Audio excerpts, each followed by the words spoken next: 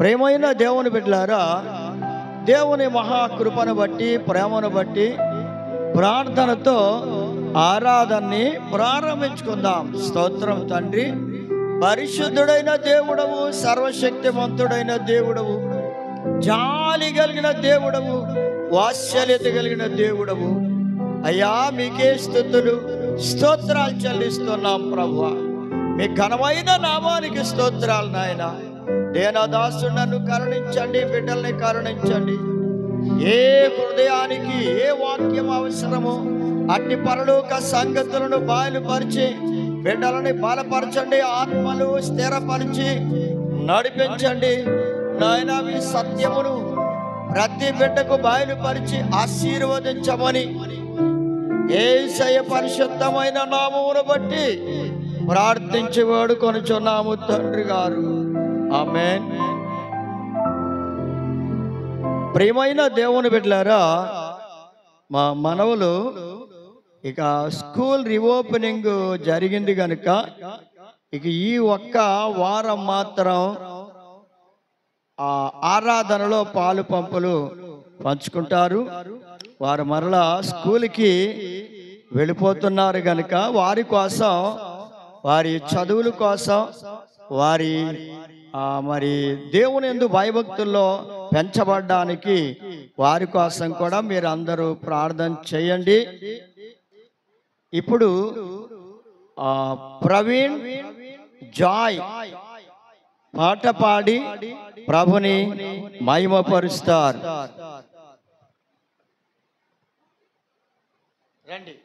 రండి రండి రండి.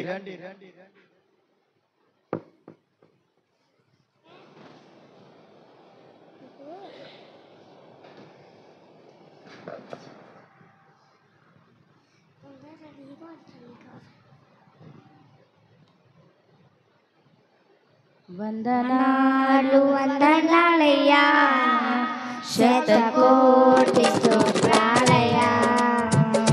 వందనాలు వందనాలయ్యా, శతకోటి స్తోత్రాలయ్యా. యేసయ్యా యేసయ్యా యేసయ్యా వందనాలయ్యా, నీ ప్రేమకై వందనాలయ్యా. యేసయ్యా వందనాలయ్యా, నీ ప్రేమకై వందనాలయ్యా. నన్ను రక్షించినందుకు, పోషించినందుకు, కాపాడినందుకు వందనాలయ్యా. నన్ను రక్షించినందుకు, పోషించినందుకు, కాపాడినందుకు వందనాలయ్యా. వందనాలు వందనాలయ్యా, శతకోటి స్తోత్రాలయ్యా. వందనాలు వందనాలయ్యా, శతకోటి స్తోత్రాలయ్యా. యేసయ్యా యేసయ్యా యేసయ్యా వందనాలయ్యా, నీ ప్రేమకై వందనాలయ్యా. యేసయ్యా వందనాలయ్యా, నీ ప్రేమకు వందనాలయ్యా. నీ కృప చేత నన్ను రక్షించినందుకు వేలాది వందనాలయ్యా. నీ దయ చేత శిక్షను తప్పించినందుకు కోట్లాది స్తోత్రాలయ్యా. నీ కృప చేత నన్ను రక్షించినందుకు వేలాది వందనాలయ్యా.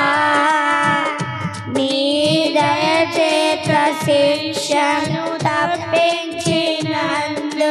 కోట్లాది స్తోత్రాలయ్యా. నీ జాలి నాపై కరుణించినందుకు వేలాది వందనాలయ్యా.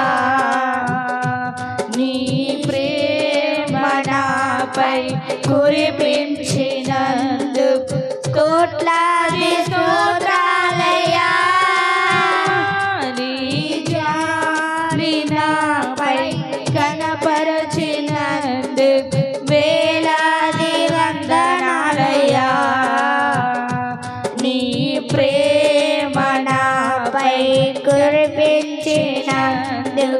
కోట్లాది స్తోత్రాలయ్యా వందనాలు వందనాలయ్యా శతకోటి స్తోత్రాలయ్యా వందనాలు వందనాలయ్యా శతకోటి స్తోత్రాలయ్యా యేసయ్యా యేసయ్యా యేసయ్యా వందనాలయ్యా నీ ప్రేమకు వందనాలయ్యా యేసయ్యా వందనాలయ్యా నీ ప్రేమకు వందనాలయ్యా జీవ గ్రంథములో నా పేరు చిన్నందుకు వేలాది వందనాలయ్యా పరలోక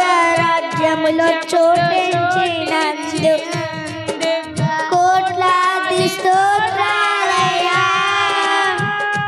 జీవ గ్రంథములో నా పేరుంచినందుకు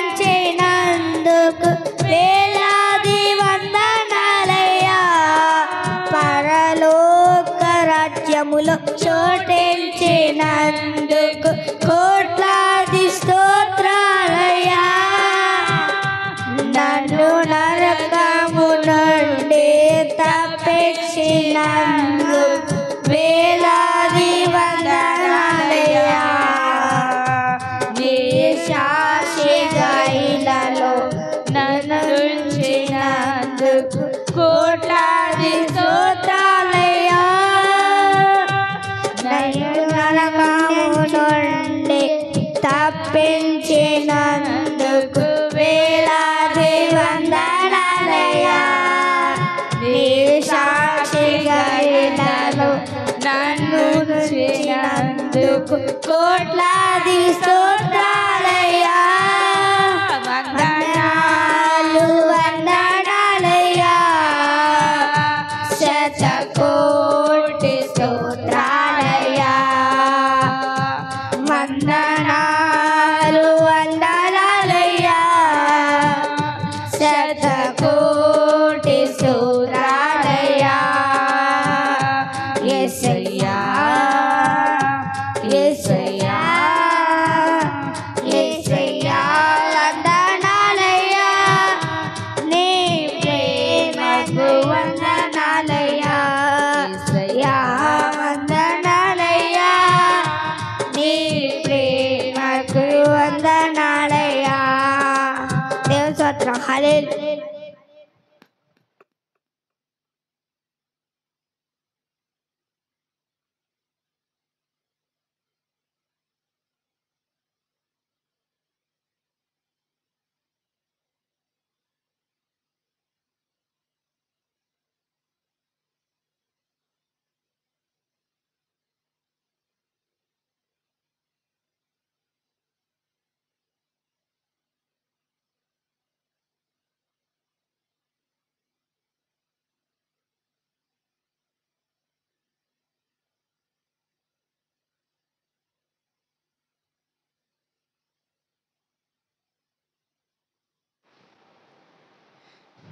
దేవునికి స్తోత్రం. ప్రియమైన దేవుని బిడ్డలారా, ఇక మనం వాక్య భాగాన్ని విందాం. యెషయా గ్రంథం 7వ అధ్యాయము 13వ వచనం.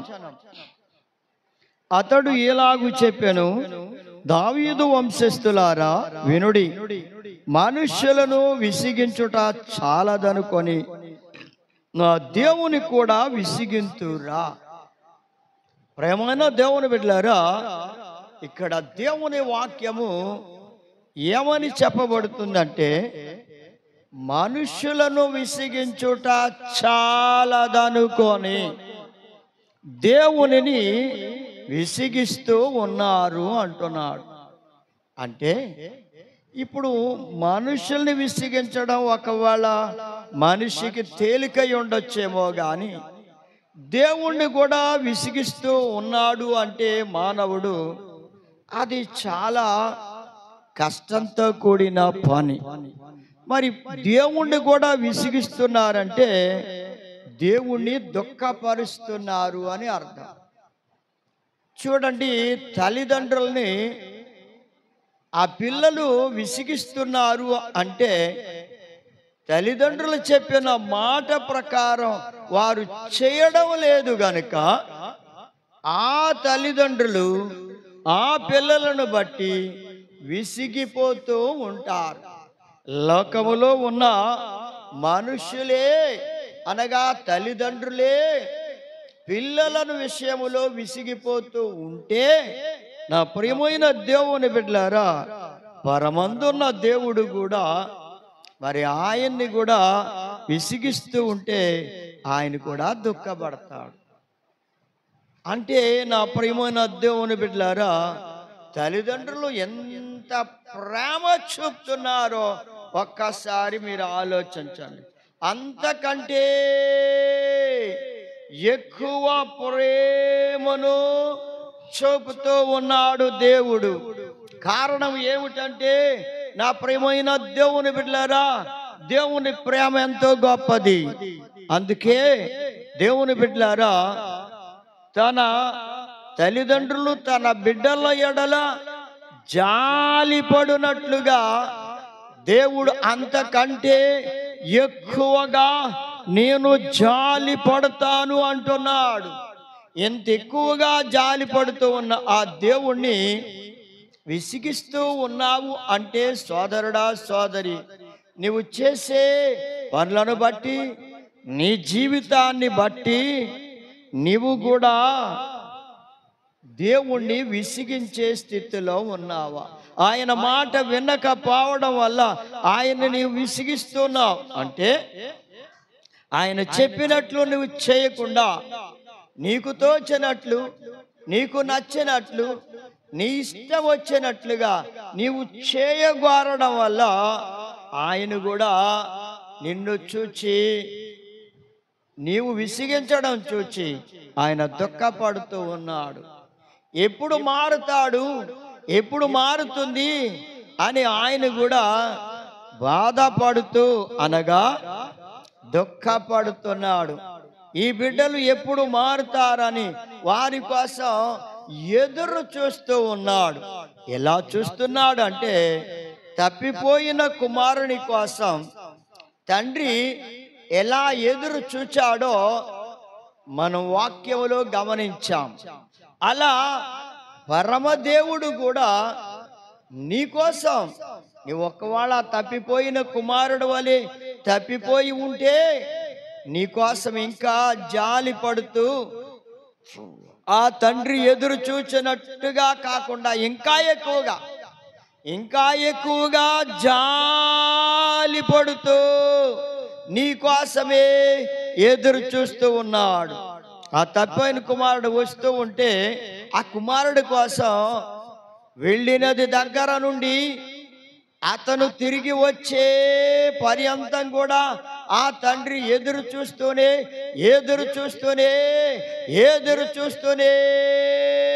ఉన్నాడు. ప్రియమైన దేవుని బిడ్డలారా,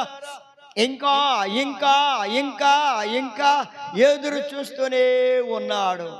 సంవత్సరాలు గడిచిపోయాయి, అయినా సరే ఎదురు చూస్తూ వచ్చాడు. అంటే ఆ తండ్రికి ఎంత ప్రేమ ఉందో, ఆ కుమారుడు మాట వినకపోయినా, తన్ను వదిలిపెట్టి వెళ్ళిపోయినా, ఎంత విసిగించాడో ఆ కుమారుడు, అయినా సరే ఆ కుమారుడు కొరకు దుఃఖపడుతూనే ఎదురు చూస్తూ ఉన్నాడు. ఎప్పటికైనా నా కుమారుడు తిరిగి రాకపోతాడా? తిరిగి వస్తాడని ఆయన ఎదురు చూస్తూ ఉన్నట్టుగా మన దేవుడు నీ కోసం ఎదురు చూస్తూ ఉన్నాడు. ఆయన ఎదురు చూస్తూ ఉన్నాడు ఇంకా నీ కోసం. అయితే ఆ కుమారుడు తిరిగి వచ్చినప్పుడు ఆ తండ్రి ఏం చేస్తున్నాడో తెలుసా? ఆ కుమారుడి కోసం దుఃఖపడుతూ ఉన్న ఆ తండ్రి ఆ కుమారుని మెడ మీద పడి ఎదురు వెళ్ళి ఆ కుమారుని మెడ మీద పడి మురుకుతూ ఉన్నా, అసహ్యంగా ఉన్నా ఇంకా ఇంకా ఇంకా ప్రేమించి అతన్ని మెడ మీద పడి అతన్ని ముద్దు పెట్టుకొని తన ఇంటికి తీసుకొని వెళ్ళాను. చూడండి ప్రేమన దేవుని బిడ్డలారా, ఎంత ప్రేమ చూపిన దేవుడు ఆ తప్పిపోయిన కుమారుని చేర్చుకున్నాడు అంటే ఆ తప్పిపోయిన కుమారుడు కూడా పశ్చాత్తాపడ్డాడు. కనుక నీ జీవితంలో నీవు ఇంకా ఏ పాపములో ఉన్నావో, ఏ దోషములో ఉన్నావో, ఏ అపవిత్రతలో ఉన్నావో దాని విషయమై నువ్వు పశ్చాత్తాపడి నీ దోషాల్ని ఒప్పుకొని దేవుని దగ్గర విడిచిపెట్టి ప్రభు దగ్గరకు వస్తే ఆయన తప్పకుండా నీ ఎడల జాలి పడుతున్న దేవుడు, నిన్ను ప్రేమిస్తూ ఉన్న దేవుడు నిన్ను క్షమించి రక్షిస్తాడు. ఆ తప్పిపోయిన కుమారుని చేర్చుకున్నట్లుగా నిన్ను కూడా ఆయన రాజ్యములో చేర్చుకుంటాడు. ఎందుకంటే ఆయన ప్రేమ ఎంత గొప్పదో మనం ఇప్పుడు విన్నాం. కనుక ప్రేమను దేవుని బిడ్డలారా, దేవుణ్ణి విసిగించొద్దు. మనుషుల్ని విసిగిస్తూ ఉన్నావేమో, భార్యను విసిగిస్తూ ఉన్నావేమో, భర్తను విసిగిస్తున్నావేమో. సోదరి సోదరుడా, ఎంతకాలం అలా విసిగిస్తావు? ఎంత చక్కగా నీకు పరిచర్య చేసినా ఇంకా నీ భార్యను నీవు విసిగిస్తూ, కొడుతూ, తిడుతూ, బాధ పెడుతూ, హేళన చేస్తూ ఉన్నావేమో.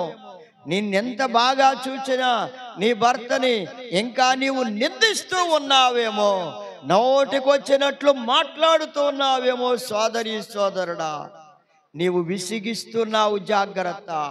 నీ భర్తని విసిగిస్తున్నావేమో, అది ఒక్కసారి నువ్వు గమనించు. అలా నీ భార్యని విసిగిస్తున్నావేమో. సోదరి సోదరుడా, విసిగించవద్దు. ఎందుకు విసిగించాల్సినంతటి అవసరం నీకు లేదో, కానీ నీవు అనవసరంగా కోపాన్ని తెచ్చుకుంటూ, ద్వేషాన్ని తెచ్చుకుంటూ, అసూయను తెచ్చుకుంటూ, పగను పెంచుకుంటూ నీవు విసిగిస్తూ ఉన్నావు. ప్రియమైన దేవుని బిడ్డలారా, విసిగించకండి. విసిగించడం వల్ల నీకు క్షేమము కలగదు. విసిగించడం వల్ల నీకు మేలు కలగదు. విసిగించడం వల్ల నీకు మేలుండదు. విసిగించకండి ప్రియమైన దేవుని బిడ్డలారా. ఎంత పరీక్షిస్తావు దేవుని యొక్క సహనాన్ని, దేవుని యొక్క ఓర్పును, ప్రేమను ఎంతకాలం పరీక్షిస్తావు? సోదరి సోదరుడా, జాగ్రత్త పడండి, విసిగించొద్దు. ఆయన మాట విని ఆయనకు లోబడిన బిడ్డలుగా తండ్రి మాట విన్న కుమారుడు వలె ఉండండి ప్రియమైన దేవుని బిడ్డలారా.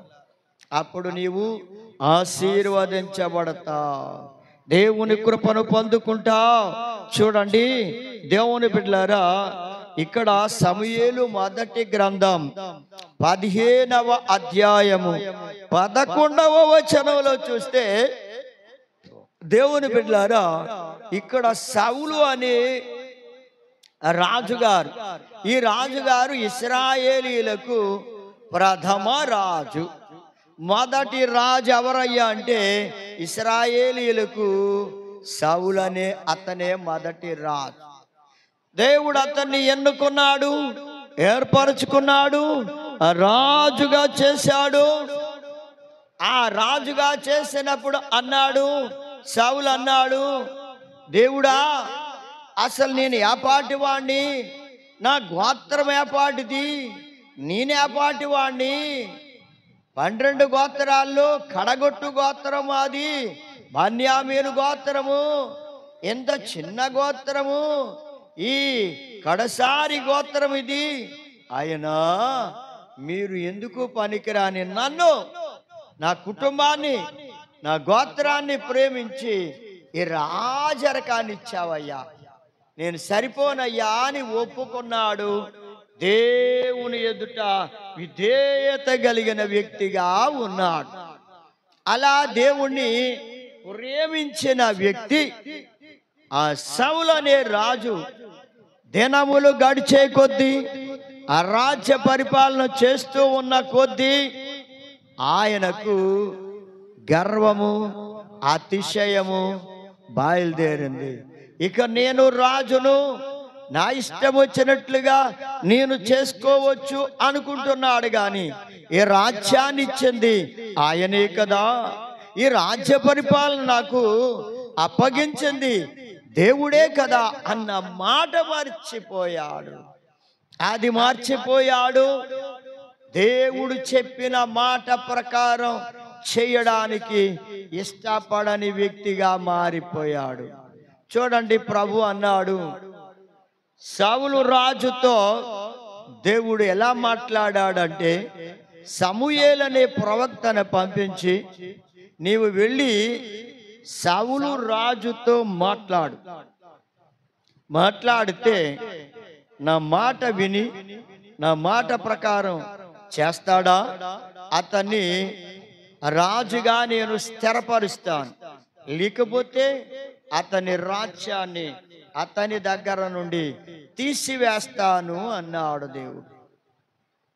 అంటే దేవుణ్ణి మరి విసిగిస్తూ ఉన్నాడు. అప్పటికే దేవుణ్ణి విసిగిస్తూ ఉన్నాడు. ఇప్పుడు అమాలేకీయుల విషయంలో చెప్తే వారిని పూర్తిగా నాశనం చేయమని చెప్పమన్నాడు. సరే, సౌలు రాజు దగ్గరకు వచ్చి చెప్తే సౌలు రాజు అన్నాడు, దేవుడు చెప్పినట్లు నేను పూర్తిగా అమాలేకీయులను నాశనం చేస్తాను, యుద్ధం చేసి అని మాట ఇచ్చాడు. దేవునికి చెప్పాడు, మాట ప్రకారం చేస్తానన్నాడు. యుద్ధానికి వెళ్ళాడు. యుద్ధంలో ఏం చేశాడంటే ఆ దేశపు ఆ రాజును, బలమైన ప్రజల్ని, అలాగే యవన బిడ్డల్ని, ఆడువారిని, యవనస్తుల్ని, ఇంకా పిల్లల్ని, బలమైన వారిని, బలమైన జంతువుల్ని, పశువుల్ని బ్రతకనిచ్చి నీచమైన పశువులను, బాగా బలహీనమైన వారిని నాశనం చేశాడు. ఇప్పుడు వాళ్ళందరినీ, ఆ గొర్రెల్ని, మేకల్ని, ఎద్దుల్ని, ఆవుల్ని తోలుకొని తన రాజ్యములోనికి తీసుకొచ్చాడు. దోపుడు సొమ్ము.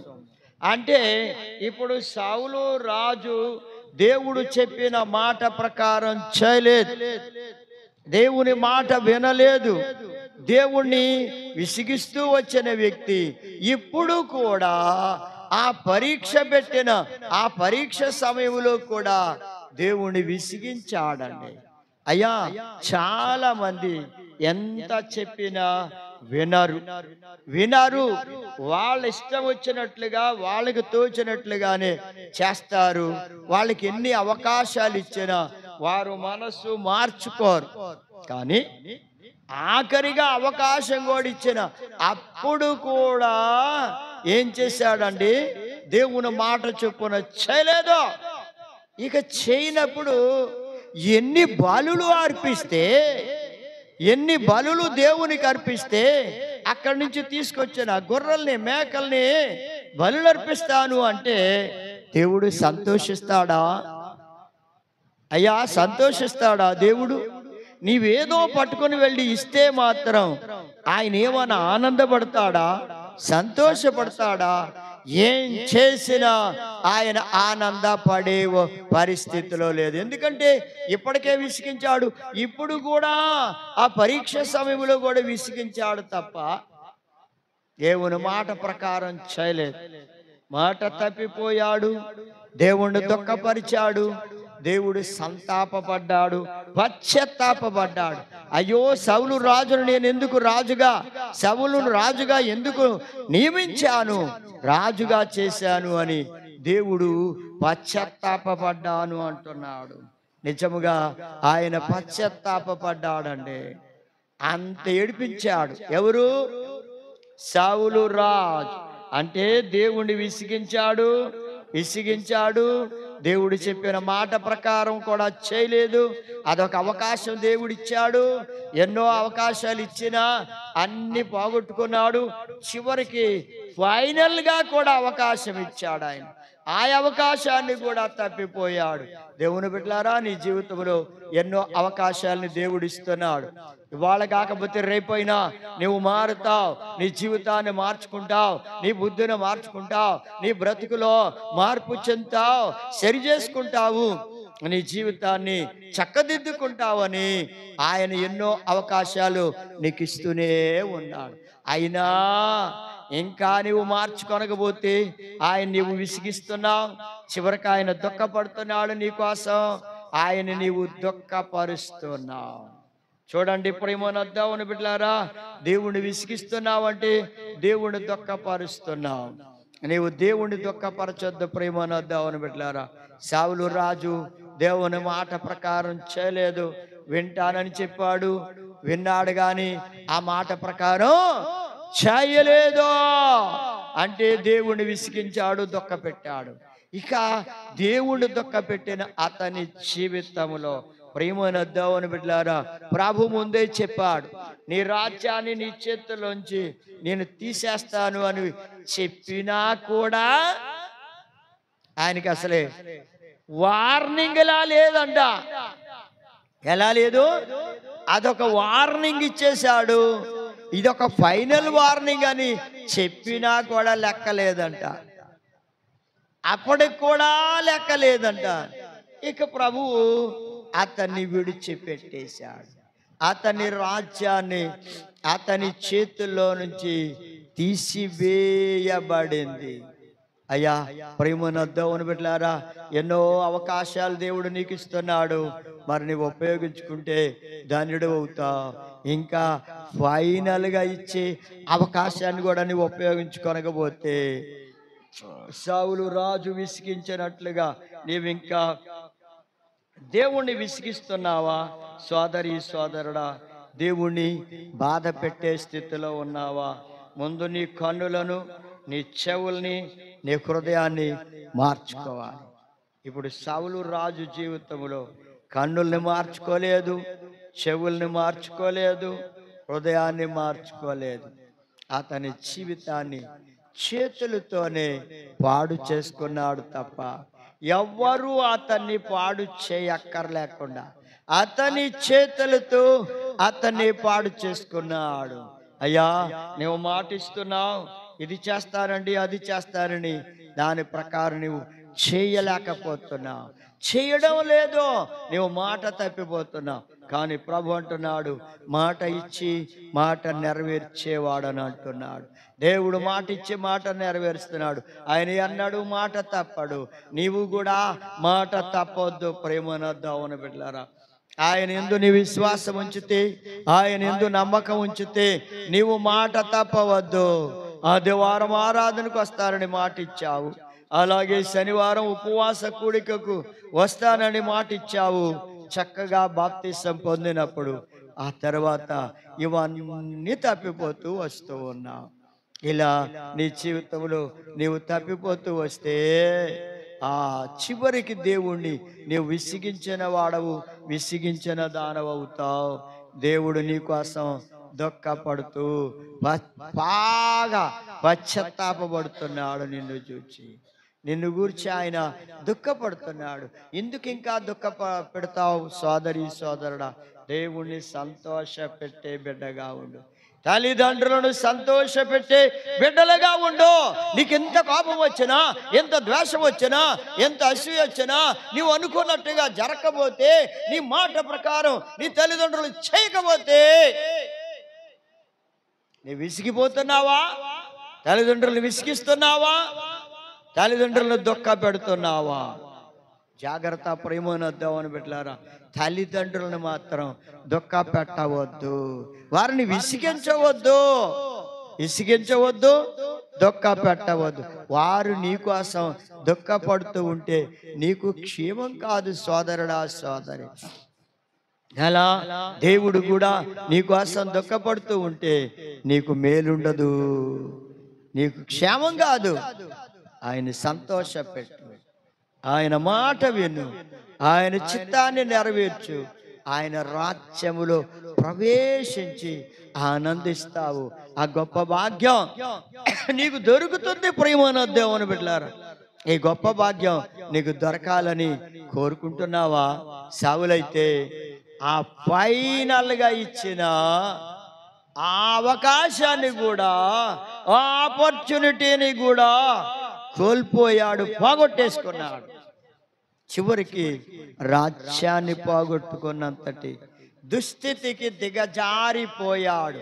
సోదరుడా, సోదరి, నీ జీవితంలో ఏది నీవు విడిచిపెట్టలేకపోతున్నావు, దేవుణ్ణి దుఃఖపరుస్తున్నావు, నీ క్రియల మూలంగా, నీ మాటల మూలంగా, నీ జీవితం మూలంగా దేవుణ్ణి దుఃఖపరుస్తున్నావు, వాటిని విడిచిపెడితే దేవుణ్ణి సంతోషపడతావు. లేదు, ఇంకా నీవు దుఃఖపరుస్తూ ఉంటే దేవుణ్ణి, చివరికి ప్రభు నిన్ను విడిచిపెట్టే పక్క రోజు ఉంటుంది. దేవునికి స్తోత్రం, దేవునికి స్తోత్రం. అయితే ప్రేమనద్దామని పెట్టారు. చూడండి, చాలా మంది జీవితంలో దేవుని వాక్యము నెరవేర్పు జరుగుతూ ఉంటే వాక్యమును అనుసరించి నడవడానికి ఇంకా వెనకాడే వాళ్ళు అనేక మంది లోకములో కనబడుతున్నారు. చూడండి, లోతును చూడండి. లోతును దేవుడు ప్రేమిస్తూనే వచ్చాడు. అబ్రహాము గారిని బట్టి లోతును దేవుడు ప్రేమిస్తూ వచ్చాడు. అతనికి ఏం కావాలంటే అన్ని ఇస్తానే వచ్చాడు దేవుడు. అయితే లోతుకి దేవుణ్ణి ప్రేమించడం అంటే లోకమును, లోకాశలను ప్రేమించడం మీద మనస్సు పెట్టేశాడండి. అంటే ఇప్పుడు దేవుణ్ణి ప్రేమించడం మానివేశాడు, లోకాన్ని ప్రేమిస్తున్నాడు, లోకాశల్ని ప్రేమిస్తున్నాడు. అందుకే ఆయన జీవితములో లోకాశలు ఎక్కువైపోయాయి. సొదొమ గొమొర్రా ప్రాంతాన్ని చూచాడు, లోకాశ ఆయనలో పుట్టింది. ఇంత చక్కగా పంటలు పండుతూ ఉన్న, సస్యశ్యామలంగా ఉన్న ఈ భూభాగం అంతా నాకే కావాలి. అబ్రహాము గారికి ఒక్క కొంచెం కూడా ఇవ్వను, అంతా నేనే తీసుకోవాలనుకుని మంచి పొలం అంతా, మంచి భూభాగం అంతా తీసుకున్నాడు. ప్రేమను దేవుని బిడ్డల లోకాశ, లోకాశ.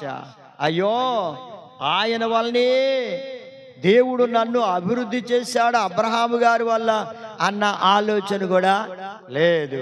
చాలా మంది జీవితంలో ఆ తల్లిదండ్రులను బట్టి దేవుడు నన్ను ఆశీర్వదించాడు అన్న మాట మర్చిపోతున్నారు. ఆ తల్లిదండ్రుల వల్లే నేను ఇలా ఉండగలిగడానికి నా దేవుడు నన్ను ఇలా నిలవబెట్టాడు అంటే ఆ తల్లిదండ్రులను బట్టే, వారిని ప్రేమించి నన్ను ఈ స్థితిలో ఉంచాడు అన్న జ్ఞానాన్ని కోల్పోతున్నారండి. నోటికి ఎంత మాట వస్తే అంత మాట అనేస్తూ ఉన్నారండి. భయం అనేది లేదు, జ్ఞానం అనేది ఉండడం లేదు, సిగ్గు అనేది ఉండడం లేదు, బుద్ధి అనేది ఉండడం లేదు. అయ్యో, నన్ను కని పెంచారు, నన్ను పోషించడమే కాకుండా నన్ను అభివృద్ధి చేయడానికి వారు శాయశక్తులా కృషి చేస్తూ ఉన్నారన్న ఆ జ్ఞానం కూడా కోల్పోయిన స్థితి పిల్లల్లో కనబడుతుంది. ఎంత దారుణమైన పరిస్థితి అండి.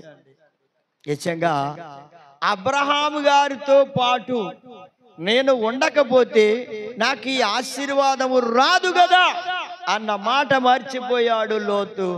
ఇప్పుడు అబ్రహాము గారి వలననే కదా దేవుడు నన్ను ఆశీర్వదించాడు.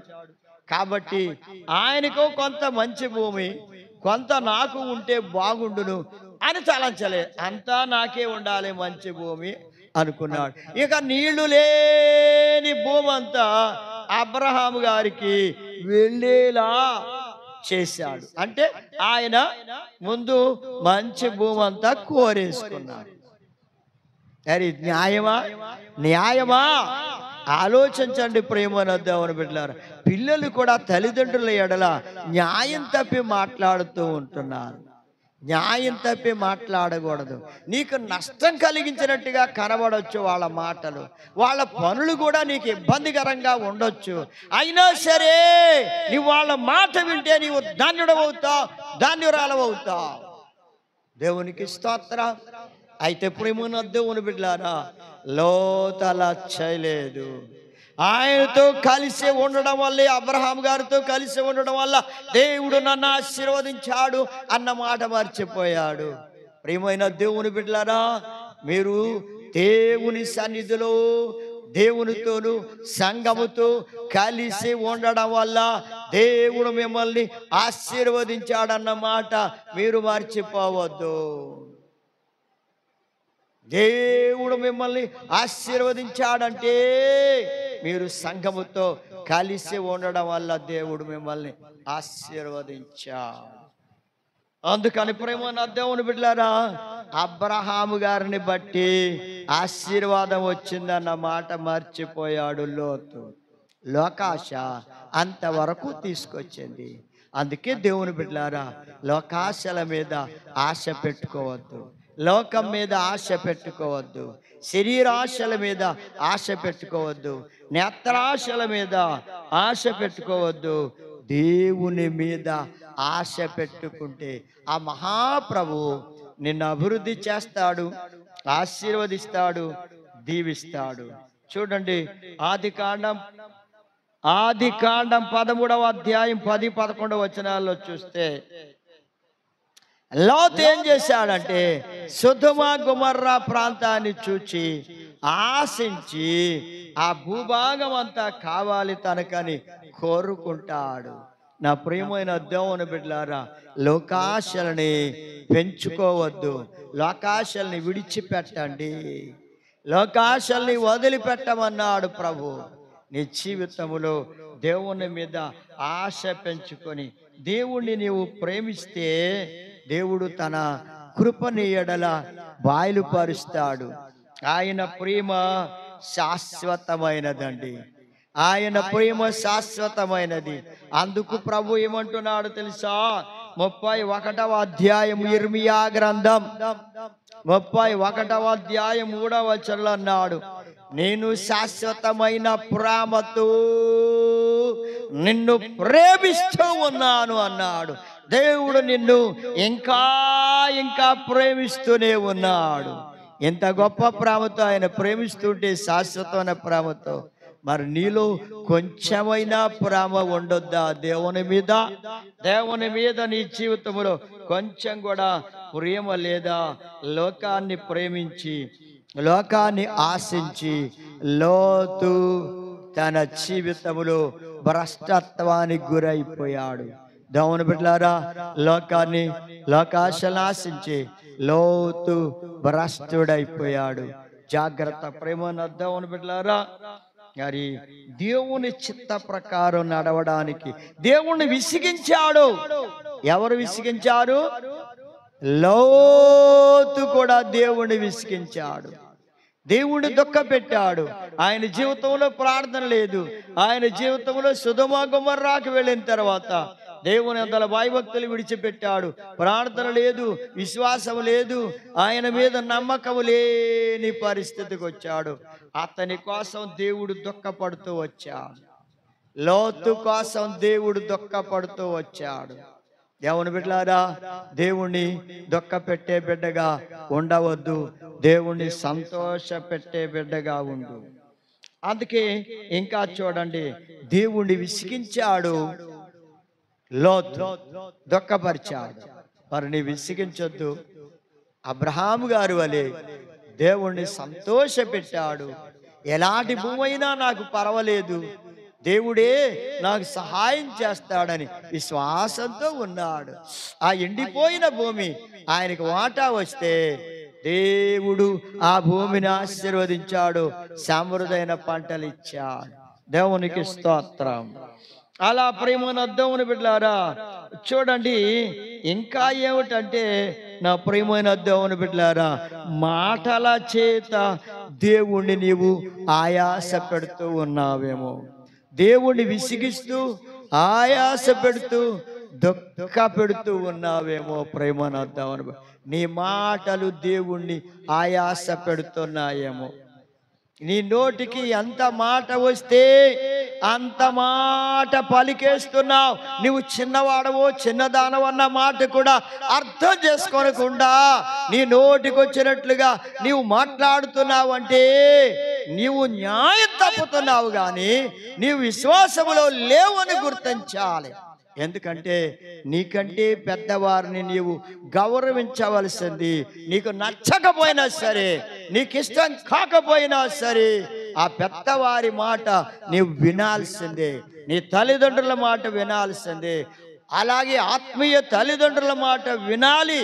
అలా దేవుని మాట వింటే, పరమ తండ్రి మాట నీ వింటే నీవు అభివృద్ధి చెందుతావు. కనుక ప్రేమనొద్దామని బిడ్డలారా, చూడండి, ఒకవేళ నీ మాటల చేత దేవుణ్ణి ఆయాస పెడుతున్నావేమో. నీ మాటలు చూడండి ఎలాంటి మాటలు అంటే, చూడండి, కీర్తన గ్రంథములు ఉన్నది ఆ 75వ కీర్తన 5వ వచనం అంటున్నాడు.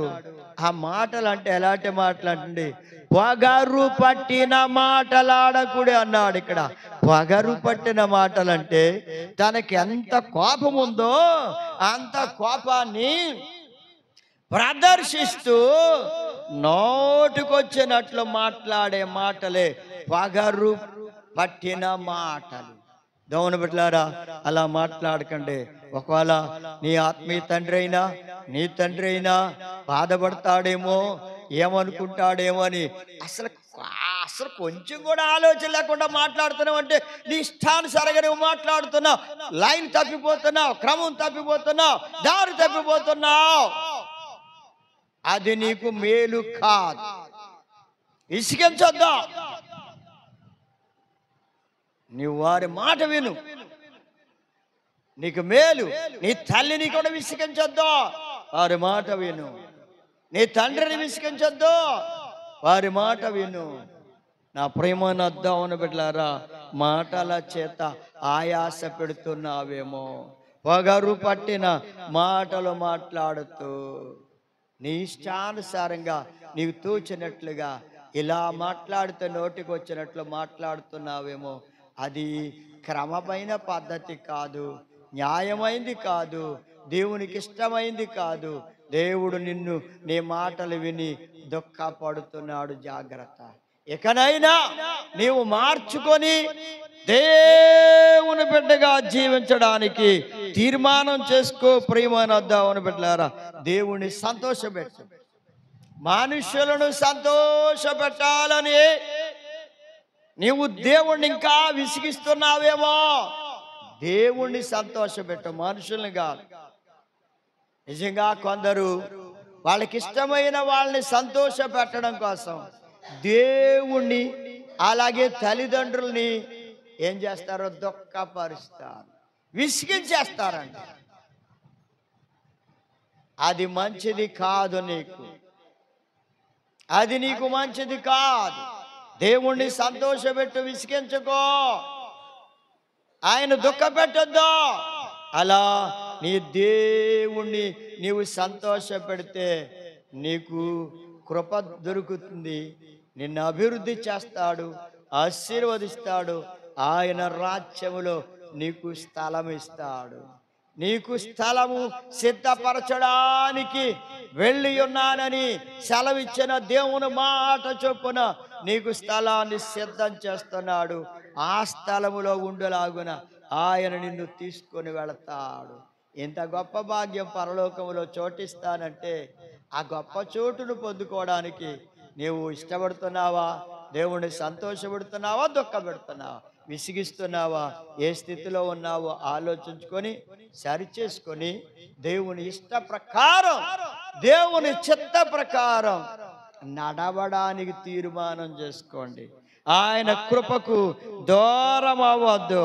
ఇంకా కొంతమంది ఉంటున్నారు, దేవుణ్ణి గనపరచడం లేదు.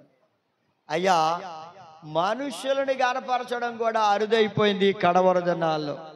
ఎలా అంటే పెద్దవారిని చూచి ఎంతో గౌరవించేవారు పూర్వం.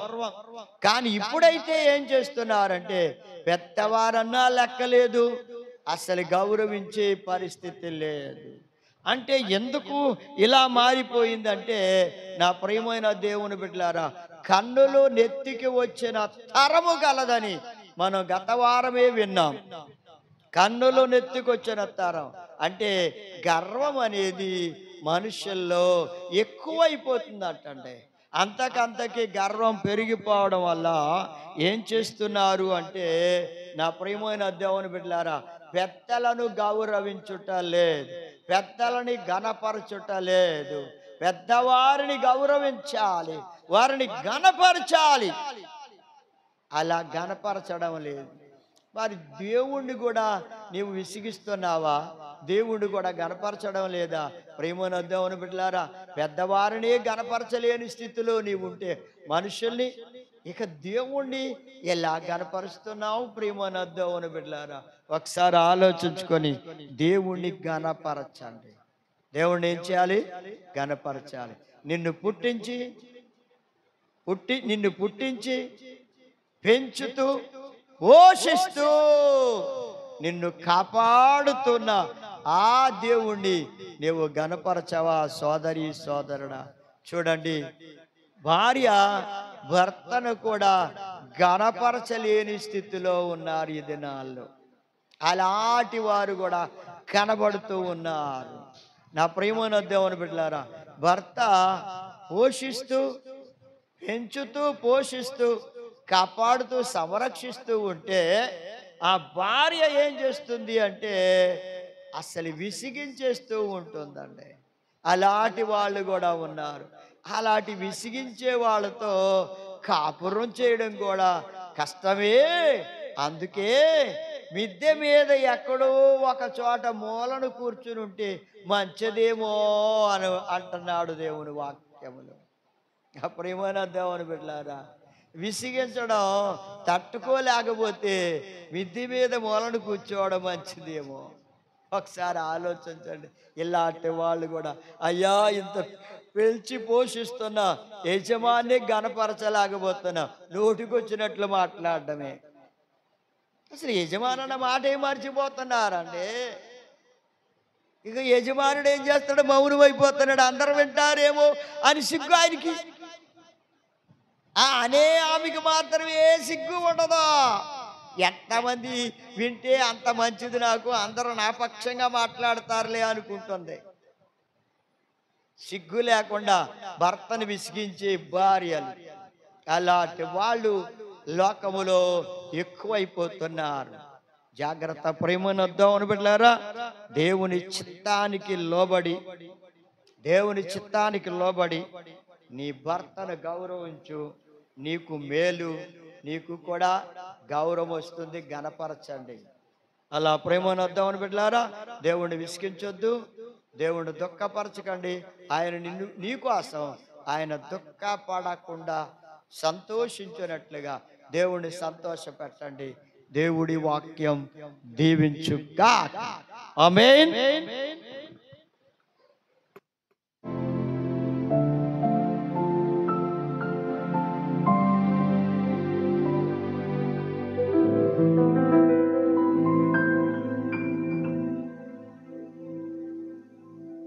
ప్రేమగల తండ్రి, మీ మహాప్రేమను బట్టి కృపను బట్టి విన్న వాక్యం బిడ్డల హృదయాల్లో ఫలింపచేయండి.